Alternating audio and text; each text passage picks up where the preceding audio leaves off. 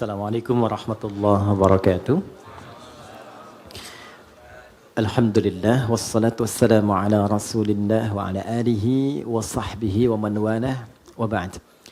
Teman-teman, tanpa kecuali yang pertama kita mengawali dengan bersyukur kepada Allah Subhanahu wa taala yang telah memilih kita untuk berada di tempat ini guna mempelajari sebagian dari tuntunan agama kita. Semoga keberadaan kita yang terpilih oleh Allah berada di sini, di tengah kesibukan beraktivitas, memberikan keberkahan lebih kepada kita semua, dan mengantarkan kita pada kebahagiaan yang menyukseskan. Itulah kuncinya kenapa di setiap pembuka itu seringkali ada keluar kata Alhamdulillah. Jadi secara psikologi, ketika diteliti, syukur itu lebih sering menghadirkan kebahagiaan. Nah, sekarang yang kurang dalam kehidupan itu seringkali adalah kebahagiaan. Dan kebahagiaan itu diingatkan oleh Allah itu 5 kali dalam sehari. Karena seringkali capaian-capaian, target-target kehidupan kita yang kita kejar itu mungkin bisa didapati, tapi boleh jadi dari setiap hal yang didapatkan, belum tentu itu bisa melahirkan kebahagiaan untuk kita. Nah, kesuksesan yang melahirkan kebahagiaan itu disebut dengan falah namanya. Falah. Jadi ada falah, ada fauz, ada fariha, farah. Oke? Ini fauz nih turunannya ada faiz, fauzan, faizin. Itu artinya sukses. Ya. Bekerja sukses misalnya, ya. Belajar sukses, berkarir sukses. Itu disebut dengan faz. Orangnya faiz. Fauzan, faizin. Pemiliknya. Jadi kalau ada yang namanya fauzan, faizin, faiz, faizah. Itu artinya orang yang diharapkan sukses dalam aktivitasnya.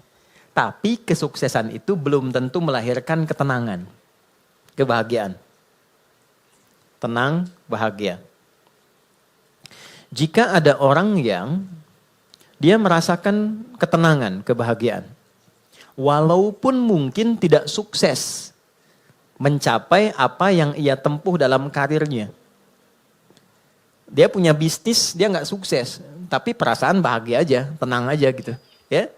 Dia belajar, IPK pengen 4, jatuhnya 3,2 misalnya. Nggak nyampe, tapi tenang aja. Ya, sukses yang belum tentu didapatkan dari kebahagiaan. Farah namanya. Sifatnya Farhan. Farah Queen, jangan Muhammad Farhan.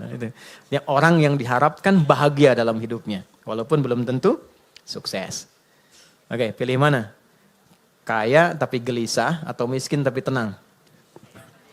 Kaya tapi tenang, oke. Oh ya. Ya, yang malu-malu jawab pengen sebetulnya kan. Oke, nah Allah tuh maha tahu. Jadi nggak harus ditanya, Allah tuh maha tahu. Sebelum dijawab, sudah diharapan. Sebelum mimpi, sudah dibangunkan. Makanya Allah bangunkan kita dari mimpi, naikkan harapan jadi kenyataan. Diingatkanlah 5 kali dalam sehari. Ya kan? Padahal mandi aja 2 kali kan. Makan 3 kali. Tapi untuk sukses dan bahagia 5 kali diingetin. Gabungan 2 ini disebut falah namanya. Dan ini, pengingat ini, 5 kali ini tidak pernah berhenti dalam 24 jam. Diperdengarkan di telinga kita. Telinga bahasa Arabnya itu udhun. Jamaknya karena banyak yang punya telinga dijamakkan adhan. Adhan. Kenapa adhan disebut adhan? Karena inilah satu-satunya panggilan di muka bumi yang didengar oleh orang yang masih punya telinga dan pendengaran. Itulah rahasianya kenapa waktu azan itu ada perbedaan di setiap tempat. Coba, kita sekarang di Tanah Kusir misalnya kan. Geser dikit Tanah Abang. Beda kan waktunya kan? Terus Tanah Abang yang di Jakarta dengan Tanah Abang yang di Palembang beda waktu kan? Palembang ada Tanah Abang juga kan? Ada, beda. Terus kalau kita riset, itu semua tempat di bumi waktunya memiliki waktu khusus untuk adzan. Setiap tempat berbeda karena Allah mengizinkan lafaz adzan terdengar selama 24 jam di semua tempat. Dan cuma ini. Di mana ada agama yang punya panggilan kesuksesan, kebahagiaan, panggilan ritual, intelektual, fisikal sekaligus diingatkan 24 jam dalam sehari. Dan ini pasti bukan buatan manusia. Karena nggak ada satupun manusia membuat sebuah panggilan seperti ini. Mustahil. Nah ini menunjukkan satu-satunya kebenaran risalah Islam. Tapi poinnya adalah substansinya bukan karena azannya. Allahu Akbar, Allahu Akbar. Oh sholat nih. Ya.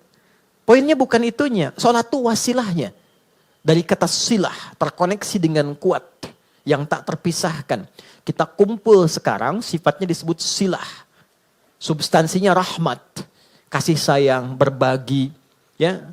Digabungkan silah dengan rahmat jadi silaturahim. Silah itu artinya hubungan pertemuan yang menghubungkan sifat kasih yang dalam sehingga ketika berpisah itu masih ingat, bukan saat kumpul. Ya, Mas Dude ketemu Mas Baim sekarang nyapa, senyum, wajar orangnya ada. Itu belum silaturahim. Nanti ketika terpisah masih ingat tuh. Masih mengingatkan, masih WA, masih doain, ya, masih punya harapan yang bagus, gitu kan? Nah, itu namanya silaturahim. Jadi silaturahim itu nampaknya bukan saat kumpulnya, saat pisahnya. Nah, pertemuan ini melatih kita mengeluarkan aura-aura kebaikan yang terbawa saat kita berpisah. Itu poinnya. Ibadah yang melatih kita terkoneksi dengan Tuhan, dengan Allah, yang ketika kita selesai ibadah itu masih terhubung dan ingat dengan semua petunjuknya, itu disebut sholat namanya. Dari kata silah. Di sholat itu adalah wasilah untuk mengoneksikan kita dengan Allah yang punya segalanya. Yang punya akses Allah. Yang punya rizki Allah. Yang punya kelapangan Allah. Yang punya solusi Allah. Itulah yang menjadikan fitrah kita menyebut namanya saat punya kesulitan kan. Oke, saya sulit, saya telepon si fulan. Saya miss call si fulan, gak terangkat. Walaupun saya sering telepon dia, WA dia, bikin status tentang dia. Ketika punya kesulitan dia gak jawab. Yang terakhir harapannya siapa? Ya, miss call saya terhadap Allah. Khairai yarah. May ya'mal mithqala dzarratin khairai yarah. Maka diberikan, ya Allah gimana cara saya terkoneksi dengan engkau? Allah ajarkan lewat sholat. Nah, sholat itu hakikatnya adalah wasilah yang mengantarkan kita pada pemberian Allah. Pemberian itu 5 nanti. Makanya sholatnya kenapa 5 waktu? Karena 5 ini yang kita butuhkan dalam kehidupan. Dan puncak yang 5 ini adalah falah. Falah. Ketenangan kita butuhkan. Makanya di rumah tangga kan yang pertama tenang dulu, sakinah. Mawadah itu nyusul setelah sakinah. Mawadah itu kan harta yang berlimpah yang membuat kita nyaman beraktivitas. Ya kan? Mau jalan ada kendaraan, di rumah mau ke toilet nyaman, mau sholat enak, mau tidur enak, itu mawaddah namanya. Tapi mawaddah tanpa sakinah hampa. Dan sholat faidah pertamanya adalah melahirkan ketenangan. Makanya orang itu kalau sholat yang didapatkan pertama itu bukan jawaban doa, tapi tenang. Saya ulang ya, orang kalau sholat kan doa kan? Dalam ruku doa, dalam sujud doa, berdiri dia berdoa. Tapi yang Allah berikan pertama kali bukan jawaban doanya. Yang Allah berikan pertama kali adalah ketenangan yang dihunjamkan pada jiwanya. Makanya baru wudhu aja, aura kita sudah berbeda. Nanti baru berdiri ke tempat sholat saja, rasa sudah lain. Begitu mulai bertakbir, ketenangan hadir.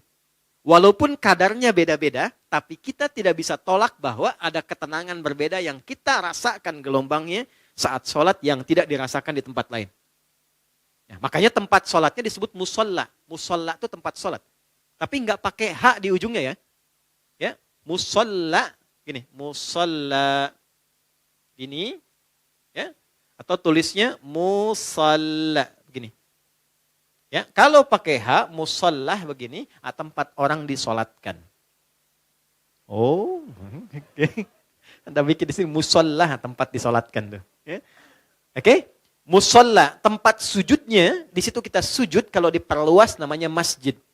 Masjid itu tempat sholat, intinya kan begitu kan? Coba masuk masjid dengan masuk rumah sendiri, masuk masjid dengan masuk ruangan kerja, lain gak rasanya? Ada ketenangan tersendiri kan? Ya kan? Ada gelombang yang berbeda ya? Ya? Kenapa? Karena di dalamnya ada amalan pokok sholat. Tempatnya aja udah beda. Masuk tenang, Sholat 2 rakaat, duduk, belum ngapa-ngapain. Bisa ngantuk Pak, saking tenangnya. Tidur aja kan? Oke, itulah ketenangan yang Allah berikan pertama kali. Ya, kenapa kita sholat? Karena Allah menginginkan kebahagiaan lekat dalam hidup kita. Baru setelahnya 4 yang lain. Ada jawaban dari doa. Kalau benar sholatnya, karena kita terkoneksi dengan yang punya segalanya, yang mustahil pun menurut manusia, itu tidak ada batas menurut Allah.